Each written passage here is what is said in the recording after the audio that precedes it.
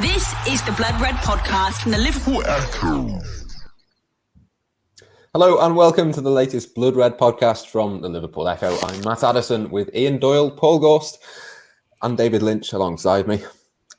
We're going to be looking ahead to Liverpool's game against Manchester United on Sunday afternoon at Anfield. Is it the biggest game of the season so far? Quite possibly. We'll go in depth in our preview today, looking at the key men, the latest injury news, all the latest from Jurgen Klopp as well. And of course, we will pick our teams and make our team or match predictions, I should say, later on in the show. Ian, I've made a right mess of that introduction, so I will pass over to you as quickly as I possibly can. Glad nobody noticed that. What do you want me to say? I'll tell you what I will do. Let's welcome Mr. Lynch. Nice to. Is it his first appearance on the Blood Red podcast or not? I don't know. No, it is not. He's been on a couple of times, haven't you, Lynch? No, I've been sucked in for you a few times, though. Yeah. The level of insight went up through the roof. Oh, really? Well, it's saying it's a big game, and it's nice to get the view from Greater Manchester.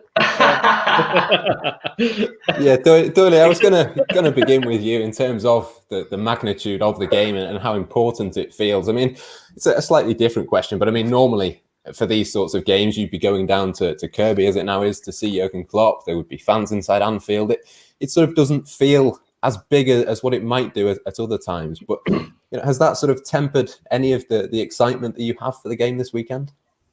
Well, not really, because I'd never have any excitement for this game, or about any game. Yeah, but no, I get your point. I mean, in terms of whether it's the biggest game of the season, I suppose with it's first against second, and I don't know every single game that's happened this season, but I can't imagine there's been many fixtures that's seen that. Well, actually, Liverpool-Tottenham was one, wasn't it? That was first against second. So I suppose, it is the biggest game of the season. It's at any time of a campaign, Liverpool against Manchester United is a big deal. Personally speaking, I still think the Everton game is the bigger one for me, but that's probably just my age rather than anything else.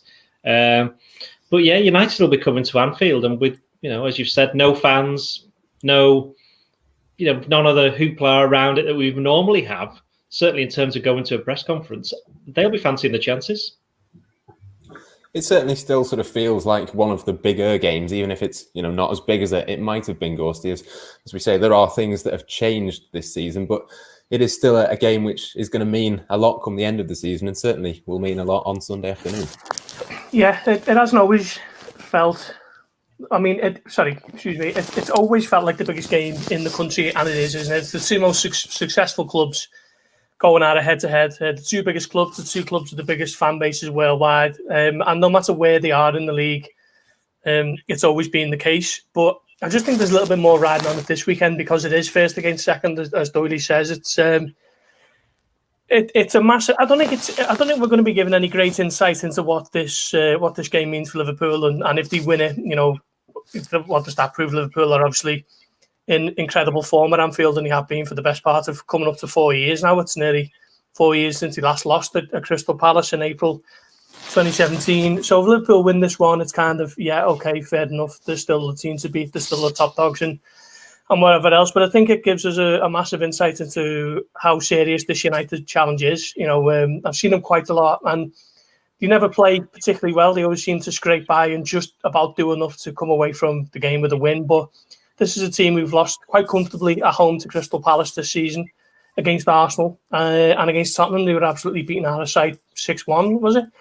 So I think this now is they've played all the other four teams in the so-called Big Six, and this is probably the toughest one of the lot coming to Anfield, which is probably the toughest away day for any team in Europe. And we're going to get a massive kind of pointer as to how serious they are over the next 17 or 18 games. So from that point of view, it's a huge game. But Liverpool v Man U, whether the 6th and 7th in the league or middle of the table, it's always the biggest game in the Premier League. Yeah, I mean, Lynch, it's one of those games, isn't it, that almost takes care of itself. The players this week will have been building up to it, and as much as it's not the same as it would normally be, there's still, very much a feeling from both sides that they really need to win this one. And I suppose it's just, as I say, a game where the magnitude of it is almost taking over from anything else going into it. Yeah, absolutely. I mean, that, like you say, in terms of motivation, I don't think the players will need any extra sort of G'ing up this week. And you all know how big it is. And I think, just the state of play at the moment, for United, I think, their fans, you can see across social media. And if you speak to any United fans, are sort of, even they're slightly sceptical about their sort of title chances this season. I think, obviously everyone's getting excited about the position, but, you don't really believe it until you maybe get that big result, which this would be at Anfield for them. So, it's huge from their perspective to sort of cement themselves as genuine title contenders. I think even if they get a point, that would be considered a huge result, really, to keep the table as it is and keep themselves ahead of Liverpool. And also just to show they've got credentials and they can get these big six results that you do need a few of those along the way. So it's huge for them. And from the Liverpool perspective, obviously, coming into it on that little run, I don't think anyone was questioning the title credentials after that 7-0 win at Crystal Palace that, takes them top of the table for Christmas. But there's just a little bit of seed of doubt's been sown, hasn't there, in this horrible little run they've been on recently. So I think that has made it even bigger from Liverpool's perspective. They really need to sort of put United in the place, so to speak, and come out with a big result that will, pop them back up to the top of the table. And I think alongside that would just restore a lot of confidence that maybe's been knocked in this little run they've been on. So yeah, it's as big as the Liverpool United game as we've had for a long time, because these sides don't tend to challenge the title in the same season either, did they? So it's a really interesting one. Yeah, it certainly is going to be interesting, Ian. I mean, we're only 17 matches into this Premier League season for Liverpool. Their 17th match of last season was against Watford. That was in the middle of December.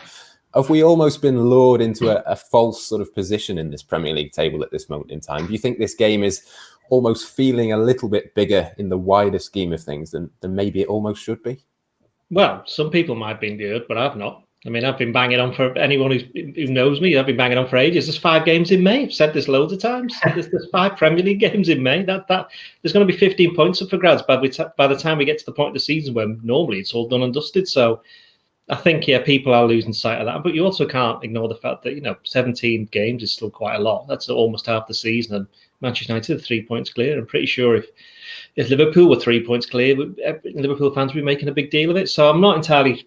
I don't believe United fans were there saying, well, we don't really believe we can win the league. I've been saying all season that they got a great chance for reasons that we've discussed many a time on this podcast. The size of the squad, the fact they haven't got any injuries, the fact everybody else seems to have got massive injuries, the fact that teams aren't pressing as hard because the condensed fixture program means that they can't really go at it hell for leather like they normally would do. And that's kind of all played into Manchester United's hands because they play a certain type of game which I think economy of effort is a very nice way of putting it. You look at someone like Bruno Fernandes, who I obviously don't think is world class. I know that Lynchy doesn't agree with me on that one, but he gets the numbers. But it's the old thing. It's like, what does he do other than score all those goals and set up all those goals? But there is actually a bit of truth to that. That's the way Manchester United play. That's probably why Liverpool didn't sign him. I know it was about 18 months ago they were linked with him, and they played him over in I'm trying to remember where it was. Boston, I think it was, where they played Sporting Lisbon. It was either that or New York. They played him in one of those two, and he had an okay game. He maybe even scored. I can't even remember, to be honest. But Liverpool didn't go for him then. Even United didn't go for him then. It was another 6 months, wasn't it? So yeah, going back to the fact that we are 17 games in, we can't. I saw Jason McAteer said something interesting where he said United were in a false position. I mean, they're not in the sense that that's exactly where they deserve to be given what's happened so far this season. But he did make the very good point that Gorsty made then as well, is that whenever United have played anybody good, we haven't won. They got beat by Tottenham, got beat by Arsenal, drew with Chelsea, drew with City, lost to City, and even when they drew at Leicester, and even when they then did in the Champions League beat Leipzig and beat PSG to go, was it 6 points clear or something, or 3 points clear in the table, that they ended up losing to them both in the end and ultimately going out. So in that sense, Liverpool would be looking to just continue that United run, because if United do win this one, that's probably the moment that they'll, certainly the fans, I think the players already think it, the fans will start thinking, we've got a great chance of winning this, because there'll be 6 points clear of Liverpool. And even at this stage of the season, that's difficult to make up when one of your games is going to be against United away from home back down in May. Yeah, it's not going to be decisive or anything in terms of the title race, Gorsty, but is it almost not quite decisive, but very important in terms of shaping the narrative going forward? As Ian says, if United were to lose, would that maybe knock their confidence? Is that almost more important than the sort of positions in the table at this moment in time? Yeah, I think so. And I think you can't discount Manchester City either, because I think I've said for a long time, if you finish above them this season, then you'll go on and win the league. I still think that to be the case. And I still think Liverpool will finish on top this season with City second. And at the moment, you have to say that United probably third favourite. So, I can see what you mean there. But I just think it's just such a massive game for United, isn't it? Because we know what Liverpool are going to be doing. We know that Liverpool are so good at Anfield, regardless of what the team is. Liverpool beat Tottenham at Anfield a month ago with Reece Williams at centre-back, and that could quite possibly be the situation again on Sunday. But I think they've just shown over such a huge period of time that they are the team to beat, and particularly at home. So this is a huge test of character for United. I think Solskjaer will be happy to kind of sit in and break on the counter-attack, as does seem to be the case, particularly when they're away from home. They've got such pace, haven't they, up front with the likes of Martial and Rashford in particular. They've also got Greenwood, who can do a similar job off the bench if they need to try and stretch Liverpool's defence on the counter-attack. But the onus is on Liverpool, and the last few weeks, they haven't really been able to do anything with that. So once again, Liverpool will be expected to dominate possession, but we need to see them a lot sharper than they have been in games against West Brom, Newcastle and Southampton. We've seen sort of cagey affairs between these two teams in the relatively recent past, David, but I think it's really hard to sort of predict exactly how Manchester United will play this one. I think a draw for them is a really good result. They have sat in and countered in the past, but just how defensive do you think they might be, and how do you think this game tactically could sort of set itself up? To be honest, my feeling is that I think it is clear how United will set up, in the sense that I think their job is done for them, in the sense that they're coming to Anfield. Even typically, even a great United side wouldn't expect to come to Anfield and completely dominate possession. It's, Liverpool's record down the years there has been so good. And obviously this Liverpool side in recent history has proven itself to be the superior team. So I think that sets it up really, and sort of plays into United's hands a little bit, that they can play exactly how they prefer to play, which is on the break and sit in deep and try and frustrate, and then use all that pace and quality they've got on the counter, which we've seen that be effective a number of times this season. And also from Liverpool's perspective, I think they might be slightly concerned about that, on the basis that I don't think they fared particularly well when they came up against one of the great counter-attacking sides in the league, in Tottenham, in terms of they had a lot of the ball. They won that game. They had a lot of the ball, but they also gave up quite a lot of chances on the break, when that was the one thing they were looking to try and avoid doing. So I think that sets things up for United perfectly. They know exactly what their job is. They know how they're going to play this game. For Liverpool, it is, as Gorsty sort of alluded to there, really is they've got to be better at doing what they do, and that is dominating possession and keeping United penned in, stopping that first pass out on the break, and then making the most of the chances that they get when they come their way. And I think they've struggled against sort of deep block defences, haven't they, in this little run, and they've got to prove that they've got over at that this sort of 9 days off that they've had, they've used it to sort of iron out those creases a little bit, and have found a solution to what United, the challenge that United are going to pose. Yeah, let's talk a little bit about Liverpool then, Ian, and the press conference specifically. That took place earlier this afternoon. We know now that Joel Matip is close, according to Jurgen Klopp, but certainly not a certainty to take part in this game. Yeah, he's probably as close as I am, to be honest. I'd be amazed if Joel Matip plays. I'm sure we'll come on to the team selection in a bit. Yeah, I mean, what was the question again? Sorry. Just in terms of Joel Matip, he probably, as you say, probably not going to be involved. What does that mean for Liverpool? How might they set up if he is not there, for example? Yeah, I mean, I don't want to go down the road of the team selection because we'll ruin it for a bit later on. But it would be, let's put it this way: turn it round. It would be a massive bonus if Joel Matip's fit, because then you could argue that Liverpool could field a team, on form that Gomez and Matip, you've got to bear in mind at the start of the season, Gomez wasn't particularly great. And when Matip came in, he was actually doing quite well. So you could say he would have deserved the place on merit. So they could end up only being one player away from being full strength, Virgil van Dijk.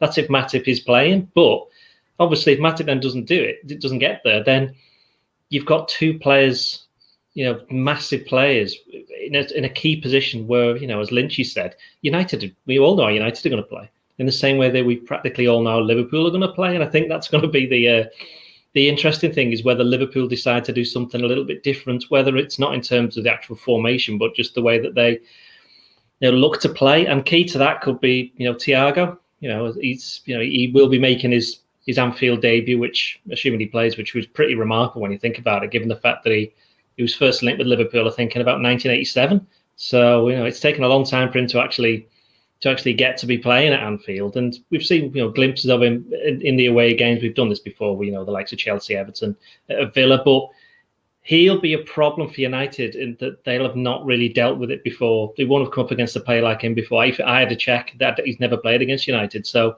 it will be interesting for them. I'd be surprised if he's come up against many of the midfielders as well. So that's where I think the key will be, because then it depends on, did he play Henderson centre-back?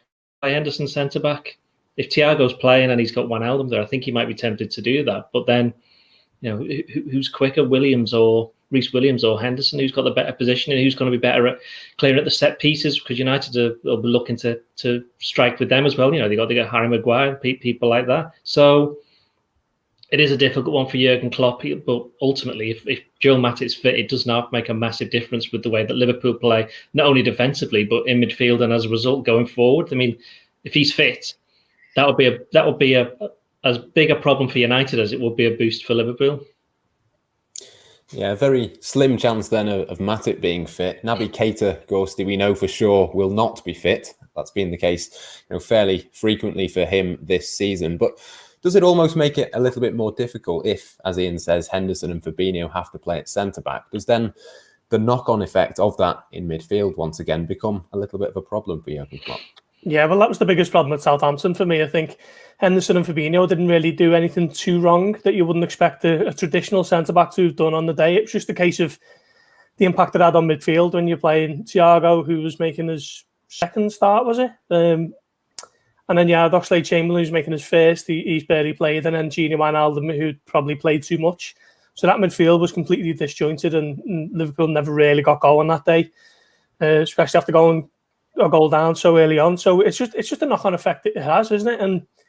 And it does become a bit of a worry. I think Liverpool will be training. We're recording this Friday afternoon, and Liverpool will be training a little bit later on. And if we don't see any pictures of Joel Matip there, then he's almost certain to miss out, because we know the Klopp likes players to train 2 full sessions with the team, and there'll be another session tomorrow before the game. But it's looking increasingly likely, as Doyle says, that Matip won't be involved. So then you think, does he go with Henderson, which, as we say, has a knock-on effect with the midfield?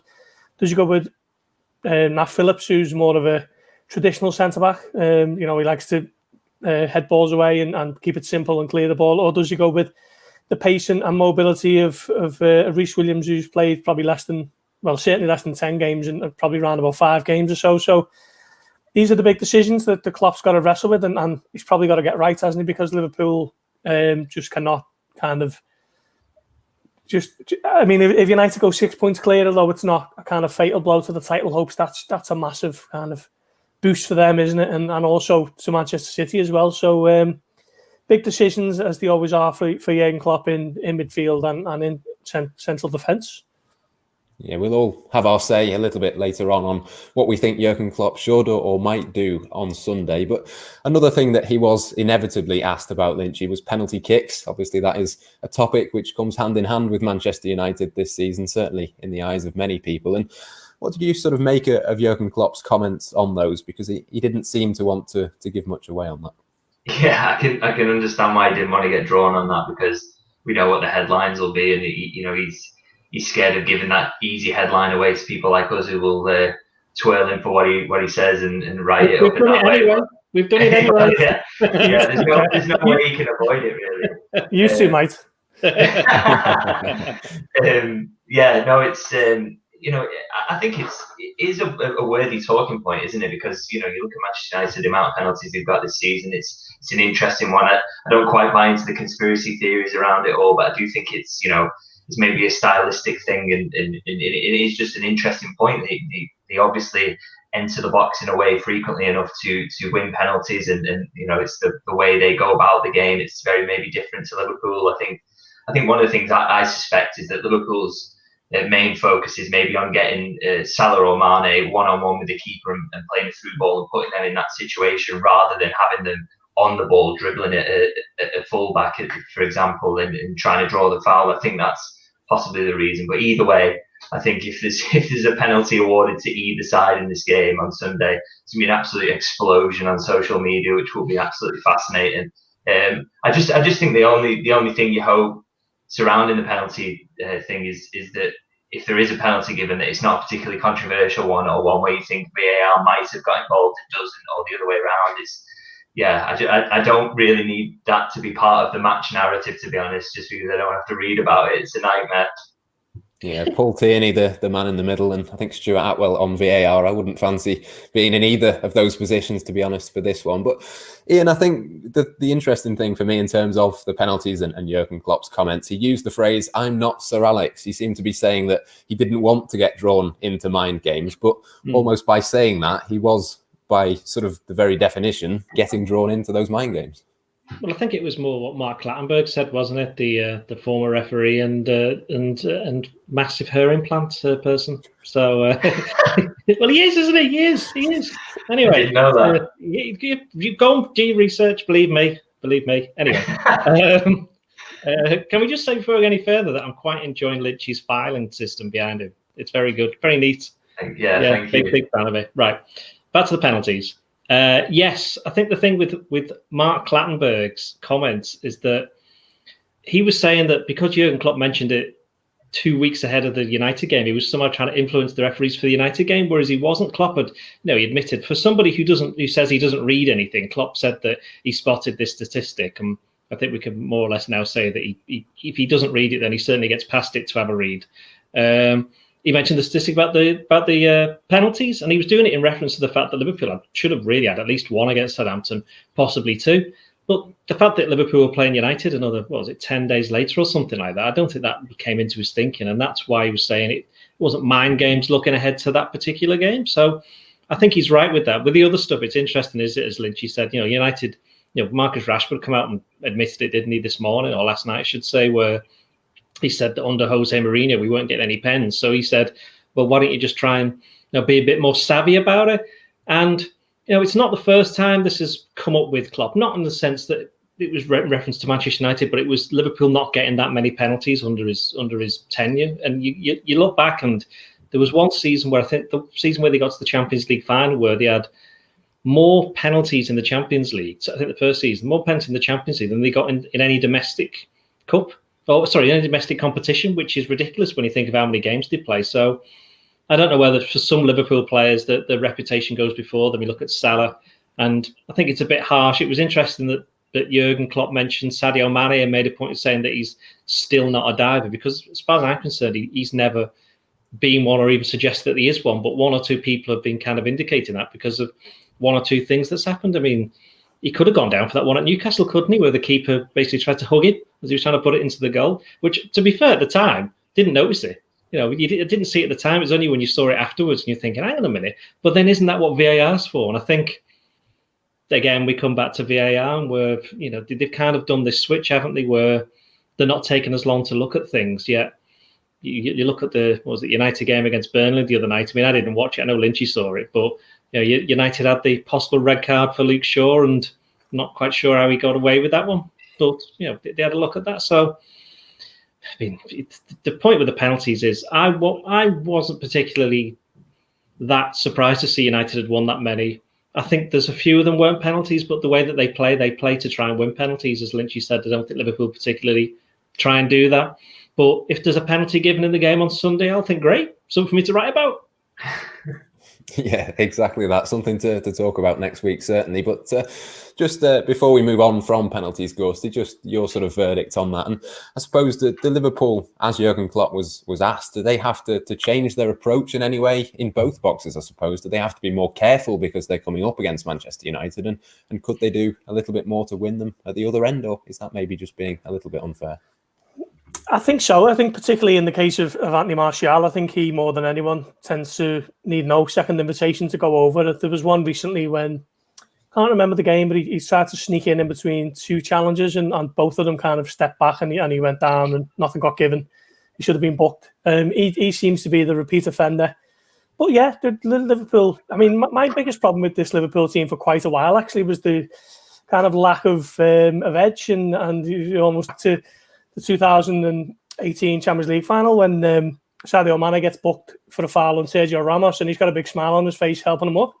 That for me is just little things like that were kind of symptomatic of a nice Liverpool team who didn't really threaten to do much but didn't win a lot.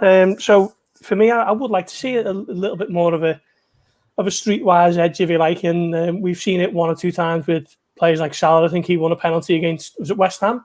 Wasn't exactly a nailed on one, but it's one that you do give these days, and one that Andy Robertson found to his cost against Brighton. So look, if other teams are doing it, then why not try and be a little bit more streetwise, as we say, and if you feel a contact, and you can kind of see that it's not a shot on goal or anything, then why not? Because as we've seen with Manchester United, they do tend to be given. We should get our former colleague James Pearce to pop down there, because if he is the king of actually, feeling for any contact and going down with a big yelp. And if he's listening to this, he'll know exactly what I'm on about. Yeah. Certainly something to watch out for on the pitch, if not in the press box at Anfield on Sunday. Oh, in the press box? No, he'll be doing it in the press box. Lynchy, we'll move on to something slightly more positive and slightly more interesting to talk about, I think, than penalties, and that is Thiago Alcantara. It will be, if he starts, his first appearance at Anfield for Liverpool, which is quite remarkable, really, when he signed in the summer. But is this the sort of game that he can really show us what he can do and can really take control of, do you think? Yeah, well, we talking earlier, weren't we, about the thing that United are probably going to sit in deep and try and frustrate in the way that the past few sides who Liverpool have faced have done and succeeded in. Just exactly the sort of game that you were thinking that Thiago would have the biggest influence on, in terms of moving the ball and switching the play, dragging defenders out of position. Not necessarily the guy who gets the assist, but the pass before the assist, he opens things up, he sees things that other players don't see. It's just a really good test of sort of where he's up to in his fitness and how he's sort of fitting into this Liverpool side, because we haven't seen a lot of him. He hasn't had a lot of training time because of that injury. So yeah, really looking forward to seeing how he gets on in this challenge, because the brief cameos we've seen and obviously at that start against Southampton, he's performed really well. He's been impressive, really exciting. So this is a big game, and he's a big game player who'll want to really stamp his mark and get his Liverpool career underway. So it's a really good opportunity for him, and just really excited to see how he gets on as well. He's up against that United midfield that sort of seemed to be taking shape in recent weeks. You've seen him in against the sort of lesser teams and the bigger teams as well, the bigger games. You think of the Everton game where he was fantastic. I mean, which way do you think it should go with him? Do you think it is a case of him being perfectly suited to this type of game? Is it the bigger games where Liverpool will see the best of Thiago? Well, he's won the Champions League, hasn't he? He's played in these big games. So for him to be playing against Manchester United, as I said before, he's never played against them. But it's just for him, it's just another game. He's used to this kind of, it's ready-made for him, especially with, as Lynchy said, United's midfield. They've kind of got to grips with things a little bit in recent weeks. It's interesting because the game last season where Liverpool won 2-0, I thought Fred had a very good second half. And I do wonder whether or not he might end up being this kind of key player who may be tasked, not to mark Thiago, because I think they'd be slightly different positions, but he'll be, integral in kind of stopping the passes getting through there, I think. But otherwise, if United just leave Thiago, he could do whatever he wants with them.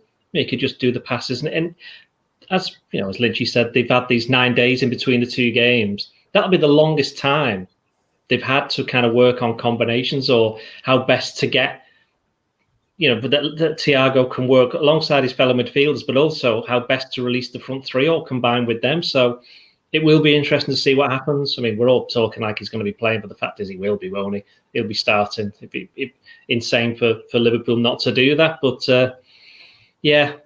these big games, I've been covering these for about 57,000 years, and it's always the midfield that's the key. We've spoken about the centre-backs. We'll just talk about the forwards at some point, I'm sure. But it's always the midfield that's the key. And if you win that particular battle, whether it be, in this case, Liverpool getting the passing going to release the front three, and also while making sure that there's enough protection for the United for the back four from United's counter-attacks, then Liverpool could just take control of the game and do what they want. But as I said, with the performance of Fred last season, that underlines that if you've got a midfielder who's on form, he can make a difference. And ultimately, I think it will be Thiago. If Liverpool are going to win, if he has a good game, he'll be integral to it. We know all about him on the ball, Ghosty, but is this a game where, particularly with someone like Bruno Fernandes that we mentioned earlier, is this a game where we could see the other side of Thiago's game as well, in a more defensive sense, as well as with the ball at his feet?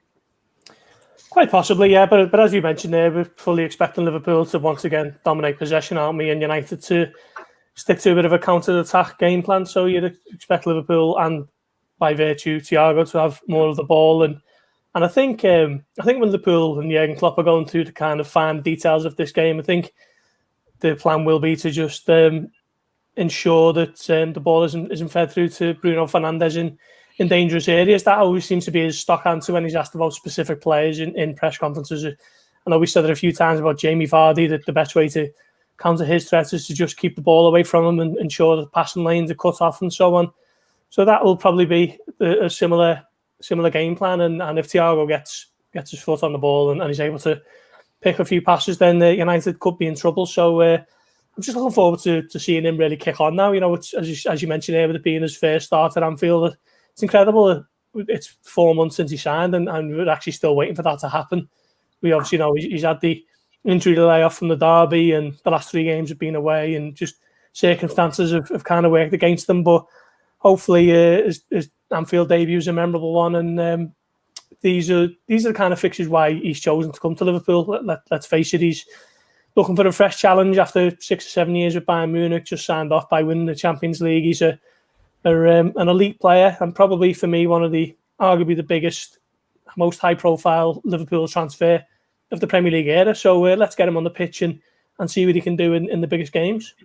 Yeah, he won't be bothered about getting stuck in, will he? I mean, we've seen him that he's quite good at winning headers in midfield, which I think has surprised a lot of people, given the fact we've mentioned this before, he's about 5'6" or something like that. So it's not going to bother him in the slightest. I just think as Ghosty said, it'll just be interesting to see him actually on the pitch at Anfield playing for Liverpool. Yeah, absolutely. Wonderful to see that. I think we know pretty certain, David, that we're going to see Thiago. We're going to see Liverpool's front three as well, Salah, Mane and Firmino. But how do you think Xherdan Shaqiri could come into this match? Do you think there's any chance that he could start the game? And if he doesn't, do you think there's a possible roll off the bench for him? Yeah, I think Klopp will maybe sort of err on the side of caution and maybe think of him off the bench, just because I don't know. I don't really want to say he doesn't trust him, but I don't think he's shown in the past that he's particularly open to the idea of throwing him into these big games. I think when he has made an impact and sort of impressed in recent weeks, it has been off the bench. So I think he's given himself that option late in the game if it is tight. And obviously we've seen him come on and win a game against United at Anfield himself previously. So yeah, he's something different, isn't he? I'm not sure you'd want him subbed in for any of them front three, but he is different to any of them in terms of he's a bit more of an attacking midfielder than an out-and-out winger or a straight-up finisher. And he gets in between the lines, doesn't he, make things difficult. So if someone like Fred's playing and playing well, it gives him another thing to think about. Is someone running off into those spaces either side of him and causing havoc? And he's got a great way to pass, a great shot on him as well. So yeah, I think he's one way you maybe think of him off the bench, but he could have an impact on this. We've seen it before, and it's good to have him back and in form because his Liverpool career has been quite frustrating, hasn't it? Really, been beset by injuries for so much of it. But he's a quality player when he gets on the pitch, and I don't think he's ever going to nail himself down the starting spot at Liverpool. It's probably one of those you might even expect to move on in the next window. But he's still got time to make a big impact on this season and make sure Liverpool is still in the hunt for trophies. could be an interesting few months, I think, for Shaqiri, as you say, looking ahead to that summer transfer window. But let's get into our team selectors then, Ian. I'll come to you first. I think we can all agree that Alisson will be in goal, Robertson and Trent will be the fullbacks. But what's the interesting sort of situation for you at centre-back? Who do you think Jurgen Klopp might favour? So we're not saying Kelleher, no. I did think about Adrian, but I changed my mind. Adrian has disappeared off the face of the earth, hasn't he? What's happened to him? Anyway, because he wasn't even there at Aston Villa, was he? He wasn't the third sub. It was the Brazilian guy's name escapes me. Pitaluga, yeah, he was there. So anyway, yeah, I think Alisson might start. Centre backs. Well, one of them will be Fabinho. Matip if he's fit. I think Nat Phillips plays against Burnley, definitely. So it's between Williams and Henderson, and I'd be minded to play Henderson there. I'm going to play Henderson there, and I know you missed the midfield, but we'll come to the midfield, and then I'll be able to explain that. Henderson. Yeah, I'm with you, actually. I think it will be Jordan Henderson in there. I think the midfield then becomes a little bit more interesting as well. But Gorsty, I'll come to you next on your two centre-backs, presuming you agree, of course, on the full-backs as well. Yeah, it's a difficult one, isn't it? I agree with Doyle wholeheartedly in terms of Nat Phillips starting against Burnley on Thursday. But then I just think moving Henderson out of that midfield area just has too much of a knock-on effect. So I'd be minded to go with Reece Williams and just think that Liverpool's midfield is going to be too good for United, and they're going to see too much of the ball for United, hopefully, to be a threat for a significant period where they can kind of expose Williams in maybe a one-on-one situation that we've seen against Sheffield United, but no, not Sheffield, at West Brom. So Karlan Grant towards the end. If Liverpool can kind of protect Reece Williams, then I'd put him in alongside Fabinho.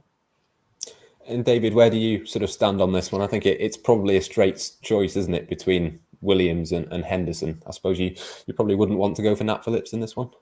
No, absolutely. I think it is Williams or Henderson. And I'm going to agree with Doyle whilst also disagreeing with him, because I think, obviously, you touched on this earlier. You said basically that midfield is absolutely massive in these games, and I agree with that. So I disagree with your selection in that I think that maybe Reece Williams should start to allow Jordan Henderson to be in the midfield. I think, obviously, we're worried about if you do put one of the young lads in, they're not quite as quick as a Joel Matip, for example. And obviously, if Joel Matip is fit by some miracle, then he does start, obviously. But I think basically, if you centre halves, the pace they've got, the recovery pace. If you were putting anyone in a position where Marcus Rashford is running in the opposite direction, in behind them, they've got no chance anyway. So the key for me is stopping those balls coming from the midfield and locking down that area and absolutely dominating that area, keeping possession safely and sort of moving the ball around and not allowing United to get the ball in an area in the centre of the park, look up for Rashford going in behind or Martial, because that's once you get into that position, you're done for anyway, regardless of who you've got as centre half. So I think the key for me would be maybe putting Reece Williams in there and then protecting him by closing the ball down constantly, making sure that United don't get a second to play that passing behind. Yeah, I think that could be important, couldn't it? Not just keeping possession, but making sure they press and make sure that United can't play through them and expose those players. So with that in mind, Doyle, talk us through your midfield. Well, obviously, if Matip's fit, he's playing. So therefore, Henderson goes in midfield. But I'm assuming, obviously, he's not going to be fit. So Henderson's centre-back. Now, you could, if you wanted to get Shaqiri in, you could play 4-2-3-1. That would throw United for about 10 minutes. And then they'd get their way around it. It was basically the same as what happened at City, wasn't it? When Liverpool went 4-2-4 and then threw City for about 15 minutes, scored. And then, City got their heads around it. So, but I don't think they'll do that. I think it'll be Wijnaldum and Thiago. I also think the third one will be Milner. I think Milner's got a part to play in this one. I was tempted to put Jones in, but it wouldn't really seem fair, would it? I don't think. I think he could be somebody, could be an impact player a bit later on in the game if they need him along with Shaqiri. So I'm going to go with Milner, Thiago, and the Widge. Yeah, again, I'm absolutely with you with that. I think James Milner in these sorts of games is perfect for that. Gorsty, who are you going to go for in the centre of the pitch? Well, since I've got Reece Williams at centre-back, I'm going with Henderson and Wijnaldum, who the Iron Men, aren't they? They seem to play pretty much every game. And then Thiago. I was thinking about Shaqiri and doing what Doyle says with a 4-2-3-1 or a 4-2-4, however you want to look at it. But I just think Thiago is just as creative in a different way to Shaqiri. He's not kind of he's not going to rack up 10 to 12 assists each season, but it's kind of the pass before the pass, if you like. And I just think having him in that midfield will just keep Liverpool on the front foot, and he can pick whatever pass he wants to that front three. Any chance for Curtis Jones, David? I mean, he's obviously played well in big games before for Liverpool. He's played a lot of matches this season. Do you think he could start? I think he'd absolutely love to, and I don't think he'd be scared of the challenge. But I think for this one, I think Jurgen Klopp's sort of mind's made up by who's available, and if he does go for Reece Williams, like I suggested, I think I'll go with the same midfield as Gorst there. Is you get Henderson, Wijnaldum, and Thiago, which looks very strong, a really balanced combination. I think if you do get Henderson and Wijnaldum in those sort of double 8 positions, and Thiago is the deeper midfielder taking the ball off the centre halves, then that gives you a lot of options in terms of progressing the ball up the pitch, and also having Henderson there on maybe the right hand side of those 2-8s, giving Trent the license to bomb on and hopefully sort of re-find his form. So I think he's struggled a little bit lately. That could be a massive part for Liverpool in the game, because they do need those deliveries from out wide. I think that's been lacking from Trent a little bit recently. So hopefully we can get that right hand side combination going again, and that can pay dividends for them. Did you just say double 8? Yeah. I'm just it's just tactical chat. Sorry, Brendan.